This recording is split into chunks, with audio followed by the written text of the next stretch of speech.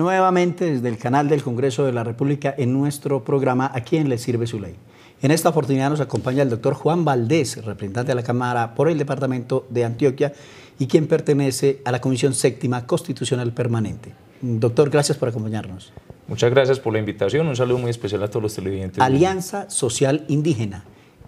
Ahora independiente. Ahora independiente. Sí, ¿Por qué independiente ahora? De finales del mes de enero tuvimos la Convención Nacional de la Alianza Social Indígena y se aprobó por mayoría el cambio de nombre a Alianza Social Independiente. Hay que tener en cuenta que siempre hay un respeto profundo por los indígenas, por las minorías étnicas, pero que el partido ha crecido, ya lleva 20 años, está cumpliendo 20 años, nació con la Constitución del 91 también. Y no solamente desde el momento de su fundación, sino a lo largo de estos 20 años ha tenido dignatarios que no son solamente indígenas, entonces cambió su denominación a Alianza Social Independiente. Estamos en el trámite ante el Consejo Nacional Electoral para que se formalice ese cambio de nombre. Con todo respeto, que usted se merece, honorable representante de la Cámara, pero nada de indígena usted. ¿Por qué llega a ese tema? ¿Por qué llega usted a esa lista? Con la ASI nosotros venimos trabajando. En realidad yo vengo de un equipo político que es el equipo político liderado por Sergio Fajardo en Medellín, en Antioquia. Y nosotros teníamos un movimiento independiente que no era partido, Compromiso Ciudadano, y siempre trabajábamos en llave con la ASI para las épocas no solamente electorales, sino para las elecciones. La ASI siempre nos abrió las puertas para otorgarnos el aval, le dio el aval a Fajardo para ser candidato a la alcaldía de Medellín cuando ganó, le dio el aval a Alonso Salazar para ser candidato también a la alcaldía de Medellín, el actual alcalde, le dio el aval también a Antanas Mocus para ser alcalde de Bogotá, le ofreció el aval a Sergio Fajardo para ser candidato a la presidencia, pero Fajardo prefirió irse por firmas a través de Compromiso Ciudadano y posteriormente pues declinó y se sumó a Antanas Mocus en fórmula vicepresidencial a través del Partido Verde y avaló la lista a la Cámara de Compromiso Ciudadano, era una alianza Compromiso Ciudadano y la ASI, donde tuvimos cerca de 15 listas en todo el territorio nacional, donde yo fui el único afortunado, el único representante de toda la ASI a la Cámara en todo el país es Juan Valdés. Pero no es muy complicado, porque yo que llevo pues algún tiempo aquí en el Congreso de la República, ser minoría en el Congreso. Es complicado, pero yo creo que también es un reto. Hay que entender que cada vez más la política es menos de partidos singulares y más de bloques políticos y de bloques de partidos. Y eso lo tienen que entender incluso el espíritu de las últimas reformas políticas, tanto la que aprobamos en el mes de finales de noviembre, mes de diciembre, como la que vamos a sacar adelante, esperamos, que es el compromiso también del Gobierno Nacional y de los diferentes partidos. Yo creo que lo primero es entender que en todos los partidos hay gente buena, o sea, no estigmatizar, no satanizar a nadie. Lo segundo es lograr, digamos, una articulación con los diferentes partidos, porque a uno lo eligen es para trabajar por su región y por el país, no solamente para trabajar por el partido. Entonces, yo siempre me he definido como una persona de centro, no de extremos. Creo que entre la gama del blanco y el negro hay muchísimos grises y esos grises son los que precisamente hay que identificar en cada partido, en cada buena idea que tienen diferentes. El Partido Conservador tiene buenas ideas, el Partido Liberal, el Partido de la U, Cambio Radical, los otros partidos minoritarios como Mira, las representantes de las comunidades afro o negritudes, el mismo Partido Verde con quien trabajamos en alianza y de manera mancomunada, igualmente el Partido Polo Democrático Alternativo que está en la oposición. ¿Qué lo llevó a inscribir su candidatura a la Cámara de Representantes en el Departamento de Antioquia, no por un partido tradicional, sino por la Alianza Social Indígena? Lo primero es mi definición de independiente. Yo creo en la independencia, pero también creo en los partidos y creo en la institucionalidad y la respeto. Mi cercanía con Sergio Fajardo, yo ya llevo cerca de 15 años y medio trabajando de la mano con Sergio Fajardo, o sea, no solamente en el plano de la política, habíamos trabajado antes en los campos de la educación, la ciencia y la tecnología, lo social, el desarrollo, digamos, local y regional, desde el Centro de Ciencia y Tecnología de Antioquia, desde la Fundación Pro Antioquia, y posteriormente pues en las dos campañas, y yo lo acompañé en la alcaldía de Medellín siendo subsecretario de Educación primero y luego secretario de Cultura Ciudadana. Y hay otro elemento muy importante por el cual decidí ser parte de esta lista, y era precisamente porque era la lista que respaldaba todo el proyecto político de Sergio Fajardo a la presidencia. No lo logramos a la presidencia, tampoco lo logramos a la vicepresidencia, pero fue una experiencia muy interesante. Ahora, con una anotación, hay que rendir, digamos, los créditos suficientes. Enrique Peñalosa, hoy candidato a la alcaldía de Bogotá por el Partido Verde, fue la persona que podría decirse prendió la chispa electoral en mí, cuando me invitó en el mes de septiembre del 2005 a ser parte de su lista al Senado, en una posición muy privilegiada. Yo fui el segundo reglón de una lista cerrada, con muy buena votación, que él lideró en la lista independiente por el país que soñamos al Senado, que desafortunadamente, a pesar de la buena votación que sacamos, no salimos, no superamos el umbral, y sí salió la lista a la Cámara en ese entonces con los representantes David Luna, hoy también candidato en otra orilla, y el representante Simón Gaviria, hoy perteneciente al Partido Liberal. Pero uno se pone a pensar varias cosas, como un partido, como el que usted acaba de señalar, donde el doctor Enrique Peñalosa sacó más de 200.000, casi 200.000 votos, 190 y algo, no alcanza una curul en el Senado de la República. Esta norma hay que modificarla porque vemos como, pues de todas maneras, aquí hay una gente que son 200.000 votos que hay que tener en cuenta que los ciudadanos de algún modo pues le apostaron a ustedes. No tener esa posibilidad de la representación, eso hay que modificarlo, hay que mirar eso con lupa en el Congreso de la República. Yo sí creo, Enrique Peñalosa en ese entonces, la experiencia del 2006 nos indicó que fue la segunda persona más votada al Senado de la República, y así, aún así no quedó. Por fuera. Y si hubiera quedado, yo también hubiera quedado, porque íbamos en lista cerrada. No obstante, son las nuevas reglas y dinámicas de la política. Pero hay que modificarlas. Hay que entenderlas. Yo creo que más que modificarlas, lo que siempre hay que brindar es garantías para que en el espectro de la democracia y la representatividad en el Congreso de la República, tanto en Cámara como Senado, no solamente sean los partidos tradicionales y mayoritarios los que tengan, digamos, participación, sino que siempre haya espacio y se brinde garantías para los partidos minoritarios. Porque una democracia sin partidos minoritarios creo que sería una democracia coja. Sin duda alguna, los temas más importantes que tratamos aquí en nuestro programa, ¿A quién le sirve su ley?, son las leyes, pues porque los televidentes nos escriben diariamente, no solamente a los correos, sino al canal del Congreso de la República. Usted pertenece a la Comisión Séptima, la comisión que trata el tema que tiene que ver con la salud, que yo creo que es el dolor de cabeza más grande que tenemos los colombianos. Lo digo por experiencia propia, y no solamente por mí, sino por muchos de los que trabajan en una emisora que elaboramos aquí en la capital de la República, donde es imposible que a usted le den una cita en una EPS. Uno diría que el gobierno del presidente, hoy expresidente de los colombianos, el doctor Álvaro Uribe, él dijo en varias oportunidades, y su ministro de Protección Social, que los 44 millones de colombianos estábamos cubiertos por la salud. Pero eso no es verdad. Y vemos a diario cómo son miles las quejas que se ven en el tema que tiene que ver con la atención al público. ¿Qué se puede hacer y qué se está haciendo desde la Comisión Séptima, a la cual usted pertenece, para que los colombianos realmente nos sentamos atendidos por las EPS, que pues, son un dolor de cabeza para la salud de los colombianos? Bueno, lo primero es que, conscientes de esa situación, conjuntamente con el Gobierno Nacional del presidente Juan Manuel Santos, sacamos adelante la nueva ley de la salud, que es la reforma a la ley 100, y que fue, digamos, aprobada en el mes de diciembre, que trae varios puntos. No es la panacea, no nos resuelve absolutamente todo. Eso es lo primero. Pero ayuda. Ayuda, y ayude mucho, pero no resuelve todo. Perfecto. Ahora, debe ser complementada con una ley estatutaria, porque esta es una ley ordinaria, y la ley estatutaria básicamente es la que va a reglamentar, es decir, la que va a proveer que las cosas que dicen en la ley ordinaria realmente se cumplan y no se la pasen por la galleta, o realmente quede solo en el papel y en letra muerta. Hay varios elementos que yo quiero destacar de la reforma a la salud, los más destacados, porque son muchos. Uno, el tema de la portabilidad nacional. El tema de la portabilidad nacional lo que permite es que cualquier ciudadano o ciudadana sea atendido, sobre todo aquellos que hacen parte hoy del régimen subsidiado, es decir, quienes le subsidian su vínculo al sistema de seguridad social, que sean atendidos en cualquier municipio, por cualquier en cualquier IPS. Y entre otros en cualquier EPS, se hacen un cruce. Esto lo que permite es que la gente no se tenga que desplazar de municipio a municipio en busca de la atención, como sucede en el caso de hoy. Ese tema de la portabilidad nacional estaba previsto para el 2013, para que empezara a darse, porque hay un periodo de transición. No obstante, a través de los decretos de emergencia, el Gobierno Nacional ha expedido que la portabilidad nacional, para hacerle frente a la ola invernal, pues se empieza a aplicar desde ahora. Ese es un punto. Hay otro punto que es sustancial, y es el énfasis en la atención primaria. Eso lo que quiere decir es, en primer lugar, que la salud, volvamos a lo más básico, el lograr que los ciudadanos y ciudadanas tengan no solamente atención cuando están enfermos, sino atención previa.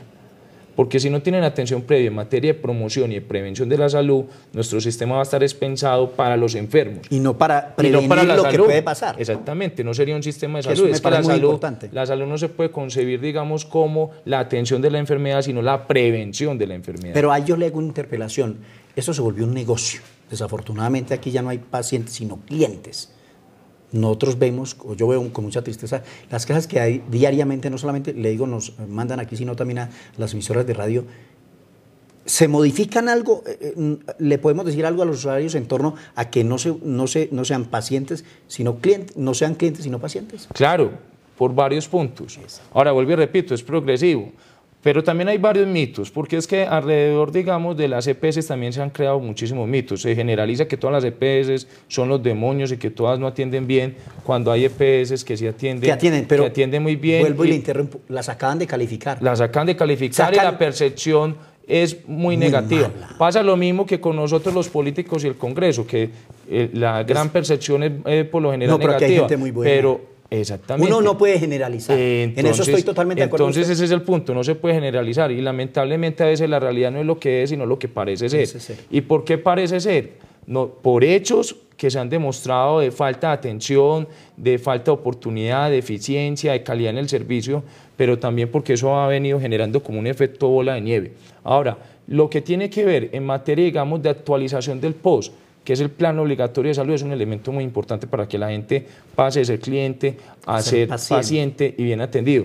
¿Eso qué quiere decir? Por lo general a usted cuando lo van del médico y lo recetan, le mandan una fórmula y el médico le dice, pero es que te va a mandar esto, ¿qué es lo que te sirve? Pero esto no está dentro del POS, entonces le toca comprarla por fuera. Entonces ahora lo que plantea la ley es que precisamente el POS se actualice cada cierto tiempo y se unifique el POS. Al actualizarse lo no POS con el POS, esto lo que implicaría es tener una mejor cobertura. Uno, por ese lado. Pero dos, también hay elementos, por ejemplo, como el que nosotros propusimos y fue aceptado, el tener la historia clínica única obligatoria electrónica. Es una herramienta muy sencilla, pero esto lo que va a permitir es hacerle un seguimiento a cada paciente y no que cuando llegue, entonces usted tiene que de dónde viene y entonces vuelve a abrir la historia. Entonces son tratamientos, son cosas sutiles, pero que realmente cambian y dan la noción de que usted le están llevando una historia clínica en todo el país, que entre otras es complementaria con la historia clínica de su entorno familiar, porque recordemos que tenemos que evolucionar a un sistema de atención no solamente individual, sino atención al núcleo familiar, recuperar esa figura de lo que es el médico familiar, que sabe, porque muchas de las patologías a veces están interconectadas. Tenemos que entender que no solamente la gente se enferma de enfermedades físicas, sino que cada vez las enfermedades van más relacionadas a aspectos emocionales y aspectos del entorno, donde influye lo laboral, lo social, lo económico y obviamente lo familiar.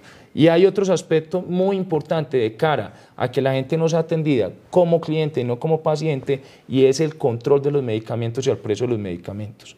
En esa medida, el país merece una política clara de control a los medicamentos. Entonces, en esta ley se contemplan varios aspectos en ese sentido que deberán de ser reglamentados por el Gobierno Nacional a través del Ministerio de Protección Social para que los medicamentos pues, no lleguen al país con unos precios excesivos, para que haya control de medicamentos y fuera de eso para que se esté actualizando permanentemente el POS con qué es lo que se reconoce en materia de medicamentos y evitar las múltiples tutelas a las que tiene que acudir la gente, porque la gente acude a las tutelas porque no los atienden. Es que en Colombia la salud la definen más la justicia y los jueces que los mismos profesionales de la salud. ¿A qué se pueden ver abocados las EPS y los distintos personas que prestan el servicio de salud si no cumplen con esta reglamentación, con estas leyes que ustedes acaban de aprobar por parte del Congreso de la República? Se tienen que ver abocados a sanciones y nosotros desde el Congreso de la República tenemos que estar muy vigilantes y la comunidad nos tiene que ayudar muchísimo en ese sentido,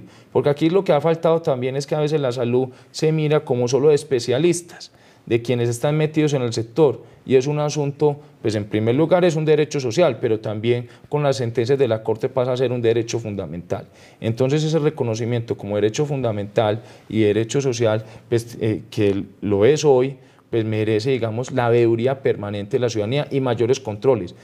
Fortalecemos la superintendencia para que la Superintendencia de Salud no solamente tenga una presencia discontinua en las regiones, sino que tengan, digamos, mayor institucionalidad en cada uno de los municipios y los departamentos. Necesitamos fortalecer las secretarías de salud locales y departamentales. Y también la ley creó el Fondo de Salvamento para los hospitales públicos, porque sabemos que la gran mayoría, como se conoce en el argot popular, como ESES, los hospitales públicos adolecen de los recursos y están básicamente quebrados. Todos. Entonces, quienes presenten un plan de mejoramiento y se comprometan con unas buenas prácticas van a recibir unos recursos para su recuperación. Aquí hay una gran incertidumbre, que todo eso que nosotros logramos aprobar en la ley realmente se pueda cumplir, depende también no solo de buena voluntad del gobierno y de una buena reglamentación, sino de plática, claro, de recursos. Porque hay que meterle. Hay que meterle. Definitivamente, hay que invertir. si sin esto no funciona. Porque si no hay una decisión deliberada del gobierno nacional, desde el alto gobierno, empezando por el señor presidente, voluntad política, y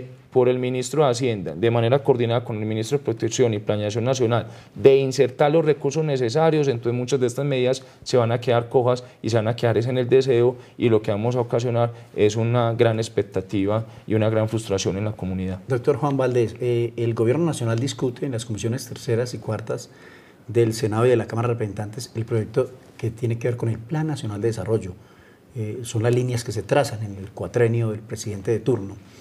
Pero allí se incluye un articulito donde se pretende modificar el tema de las pensiones y la edad. ¿Qué piensa de esto? Y si cuando les llegue a las plenarias, tanto del Senado como de la Cámara de Representantes, ¿ustedes qué van a hacer con este tema?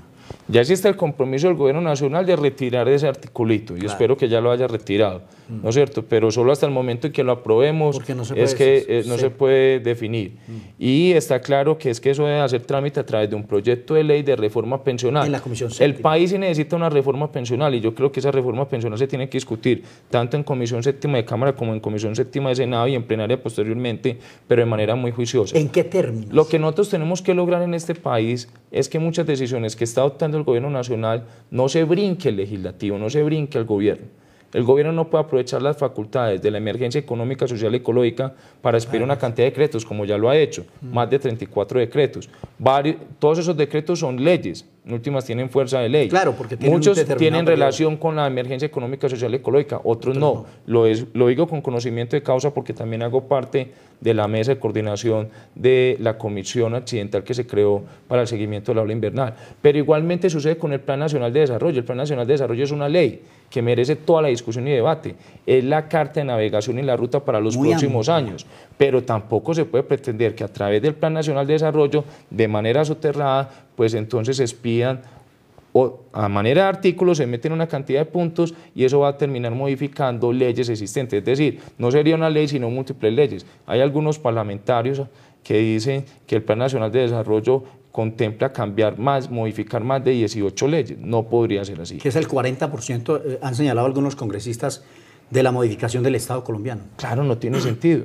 O sea, yo creo en la división de poderes. En una democracia es muy importante la división de poderes. Y el gobierno, si va a hacer todos esos cambios, pues venga, preséntelo al Congreso de la República, porque el Congreso de la República es donde está la representatividad de la ciudadanía del país, a través de los representantes de la Cámara y de los senadores, para discutir cada una de estas iniciativas. Si son buenas, pues se aprueban. Si no son tan buenas, pues se discuten, se analizan y se mejoran. Y si definitivamente no sirven, pues entonces se niegan. Pero de todas maneras, siguen varios artículos rondando el Plan Nacional de Desarrollo en las comisiones terceras y cuartas, como se lo he reiterado. Pero hay una cosa que nos preocupa mucho, y es porque nos han escrito varios televidentes en nuestro programa ¿A quién le sirve su ley?, que es el que tiene que ver con las motos. Así se le pretende poner un impuesto en los peajes a los motociclistas, que son aproximadamente entre 3 y 4 millones de usuarios que pues, utilizan su vehículo, la moto. ¿Qué piensa de esto, doctor Juan Valdés? Pero uno lo de las motos, está también lo del aumento catastral, está la propuesta, digamos, de otra regionalización para Colombia. Sí, y entonces una cantidad de medidas. A ver, yo creo que el tema de las motos merece ser seriamente analizado. No es de competencia de nosotros en la Comisión Séptima, pero sí en la plenaria. En la plenaria. Le compete a la Comisión Sexta que toca todos los temas de transporte. Pero hay un asunto que está claro. Los motociclistas o la moto como tal es un medio de transporte popular y masivo en Colombia. Eso ya no lo podemos negar, lo tenemos que aceptar. Es una realidad. y sobre esa realidad lo que nosotros tenemos que es adecuar la normatividad. Frente al tema de los motociclistas, por ejemplo, yo he planteado y lo planteaba en campaña que es muy importante recuperar lo que es todo el tema de la preparación para quien va a adquirir una motocicleta, porque muchos de los índices, mucho de accidentalidad, de los accidentes, lo que está sucediendo es porque la gente necesita movilizarse, va y compra la moto, entre otras hace un cruce con el subsidio que le pagan de transporte y con eso paga la cuota mensual de la moto, pero jamás en su vida había manejado moto. Nunca. Entonces empieza, no tiene la pericia, empieza a salir por las calles, a ensayar y en medio de ese ensayo es que suceden múltiples accidentes precisamente por inoportunidad, por falta de maniobrabilidad. Entonces, herramientas tan sencillas como volver obligatorio lo que es el curso de motociclista y el curso pista para poder acreditar el pase de moto debe de ser, digamos, una norma para todos los que conduzcan moto en este país. El uso obligatorio del casco, pero no de cualquier casco. Es que la gente cree que el casco es por decoración. Debería ser un casco precisamente que cumpla unos estándares e incluso llegar a unos puntos que para transitar por ciertas avenidas de los principales centros urbanos y por las troncales del país, el casco que se requiera sea un casco mayor e incluso la chaqueta protectora que ya salió al mercado, que es como una especie de bolsa de aire o airbag cuando la gente, digamos, comete algún accidente. Pero lo más importante es no pensar en que la gente sea accidental, sino en cómo logramos que la gente tenga una cultura ciudadana frente al uso de la moto. Prevenir. Indiscutiblemente. Y mucha gente no lo hace, no solo porque no sabe manejar bien la moto, sino porque vienen las carreras y atravesados y creen que la moto le va a solucionar el problema del tiempo. Pero le llama la atención lo que ha dicho pues el Plan Nacional de Desarrollo en uno de sus articulitos, de pronto ponerles un impuesto. Hay que revisarlo con detenimiento, porque cuando hablamos de impuestos para las motos, lo que estamos es afectando a un segmento de la población que sus ingresos son muy bajos. Claro. Entonces, la gran mayoría de las personas que tienen motos ganan entre 1 y 3 salarios mínimos. Entonces, llevarle más impuestos, pues eso es algo que hay que revisarlo. Alguien podría considerar que es un poco populista decir que no se necesitan impuestos, por eso digo, hay que analizarlo bien. No se descarta. No se descarta, pero hay que analizarlo bien porque no se trata, digamos, que por la vía del impuesto vamos a castigar la compra o la adquisición de motos. Lo que tenemos que aceptar es que la gente necesita transportarse y como nuestro sistema de transporte público no funciona como debe funcionar en la gran mayoría de ciudades del país, pues la gente tiene que acudir a las motos. Mientras, cuando funcione bien, entonces le decimos, listo, no anden motos, pero por ahora no funciona bien, es que no funciona ni siquiera bien en ciudades como Bogotá y en ciudades como Medellín, que tienen pues Bogotá Transmilenio y que tienen otras cosas, y Medellín que metro. tiene metro. Entonces Medellín avanzaba en su sistema integrado de transporte, ahora va a poner en marcha el Metro Plus, pero cuando el sistema integrado de transporte público en este país, en los diferentes centros urbanos, funcione bien, entonces ahí sí podemos decirle a la gente, comprar una moto tiene que ser algo muy costoso, es decir, subir los impuestos para la adquisición de motos. Otro de los temas que van a tratar, pues no solamente en las comisiones primeras constitucionales permanentes del Senado y la Cámara, sino en las plenarias, que ustedes finalmente, pues los proyectos se cocinan en las comisiones, pero ustedes también tienen la posibilidad de, pues, de algún modo abordarlos y estudiarlos en las plenarias. El tema de la reforma a la justicia, yo soy muy reiterativo en esto, y les pregunto pues diariamente que acuden a nuestro programa ¿A quién le sirve su ley?, a los senadores y representantes de la Cámara, el tema de la doble instancia para los congresistas, porque es el único país en el mundo donde no hay doble instancia, y a ustedes los coge hoy el Consejo de Estado, la Corte Suprema y en otros casos la Procuraduría. Ya han sancionado a un congresista, a una senadora de la República, le quitaron su investidura.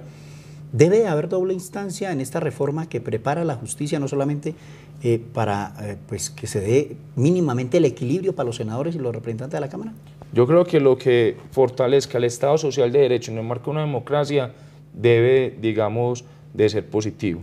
Si la doble instancia fortalece el Estado Social de Derecho, donde se parte es de la presunción de la inocencia y no de condenar, digamos, a las personas. A mí sí me parece que en el país está sucediendo un fenómeno que es bastante delicado y que hay que mirar con lupa, y es que por la declaración de personas que son delincuentes e incluso testigos, muchas personas terminan siendo afectadas no solo en su dignidad y en su integridad, ante la opinión pública, sino ante la sociedad y fuera de eso castigadas. Cuando existen las pruebas suficientes, pues que se les castigue, pero mientras tanto, por la declaración de una persona que es delincuente, no se puede partir de la premisa que entonces esa persona o es narcotraficante, o es paramilitar, o es guerrillero, o es corrupto. Una sociedad tiene que creer en sus dirigentes y tiene que fortalecer sus dirigentes. Obviamente los dirigentes tienen que tener códigos de ética y de transparencia para que sus actos siempre estén totalmente abiertos al escrutinio público. En esa medida yo creo que cada vez se debilita más el Estado Social de Derecho en Colombia y hay que mirar con muchísimo cuidado medidas como la doble instancia para que fortalezca ese Estado Social de Derecho, pero sobre todo con muchísimo cuidado medidas que trae, por ejemplo, el nuevo Estatuto Anticorrupción, que es muy importante para el país, porque la cantidad de dinero que se ha perdido por corrupción en este país es impresionante, pero tampoco podemos volver eso, digamos, una premisa que entonces todo el que esté en la política y todo el que esté prestando un servicio público es corrupto o es malo, porque, como lo hemos dicho, personas buenas habemos en todos los partidos y en todas las instancias de todos los poderes, tanto el legislativo, el ejecutivo como el judicial. Pero definitivamente sí está de acuerdo con la doble instancia. Pero ¿quién aplicaría esa doble instancia? Porque a uno, yo que sigo tan de cerca las noticias que acontecen en el país, pues porque trabajo con un periódico y trabajo con una emisora, uno se da cuenta que lo juzga la Corte Suprema de Justicia o el Consejo de Estado y no hay más instancias. Las mismas instancias son ellos mismos, en el caso del Consejo de Estado.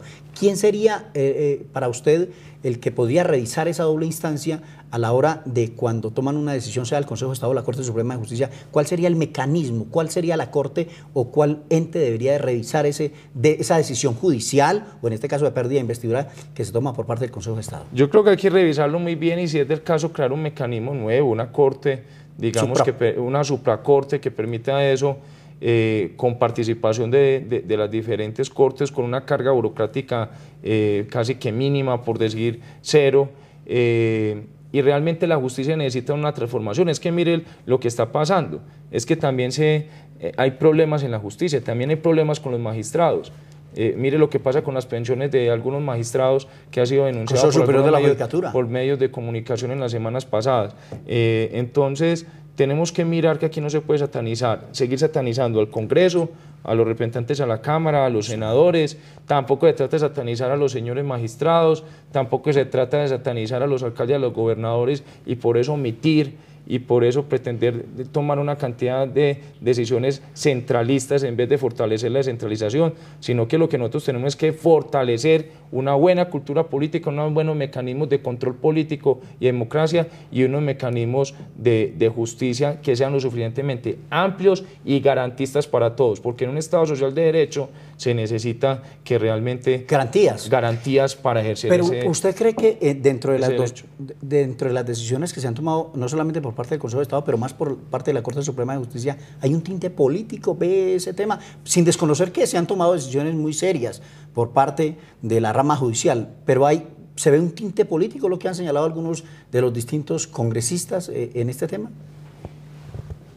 Esas decisiones hay que acatarlas y hay que acogerlas, pero vuelvo e insisto, el tema de la separación de poderes, la autonomía de los poderes, y yo sí creo que más que un tinte político, lo que pueden existir es, digamos, ciertas motivaciones de un control excesivo, ¿no es cierto?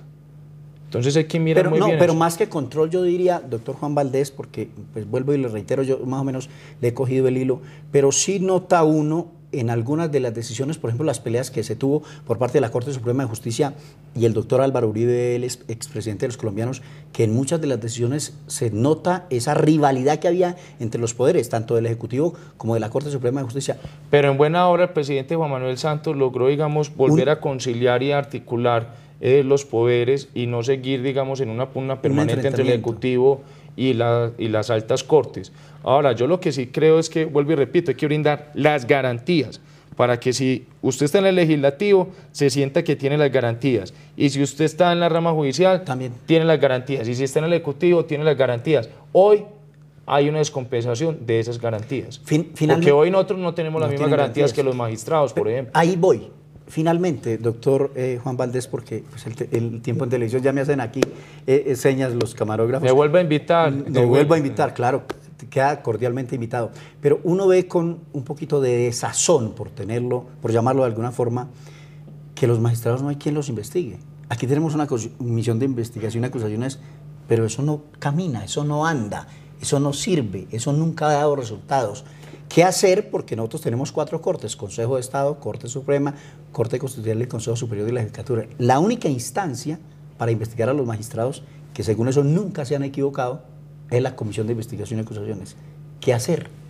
Porque yo creo que en la Comisión de Acusaciones también a veces hay, digamos, un temor por repercusiones por o tomar consecuencias decisiones. de decisiones. Pero fuera de eso también, porque hay que fortalecerla, hay que brindarle más recursos, hay que brindarle más apoyo técnico, pero que se mantenga. Hay que darle más confianza. Yo lo que creo es que nosotros necesitamos, esa es parte de la reforma a la justicia, y esos son puntos cruciales que, si bien se discuten por fuera de las comisiones, no han logrado incorporarse de manera sustancial en precisamente el proyecto de ley de reforma a la justicia. Pero sí se debería culminar, ¿o usted cree que se debería fortalecer la Comisión de Acusaciones? Porque tenemos más de 50, no sé cuántos años en la Comisión de Investigación y Acusaciones, que investiga y de algún modo que sanciona a los magistrados y al presidente de la República, y nunca ha pasado nada. En lo personal yo creo 2 cosas. Uno, hay que fortalecerla, pero se necesita otra instancia, no es suficiente. Perfecto. Doctor Juan Valdés, le agradecemos inmensamente el que nos haya acompañado en nuestro programa ¿Quién le sirve su ley? Muchísimas gracias a ustedes. Quedan pendientes otros temas. Muchos temas. Urbanismo social, que hablemos del tema de la educación. No, salud, muchos temas. Pero, de la salud logramos hablar algo. Pero en una próxima oportunidad lo estaremos invitando nuevamente. Muchísimas gracias a usted, William, y un saludo a todos los televidentes. Muchas gracias a todos los televidentes por habernos acompañado en su programa ¿A quién le sirve su ley? Los esperamos en una próxima oportunidad. Gracias a los televidentes.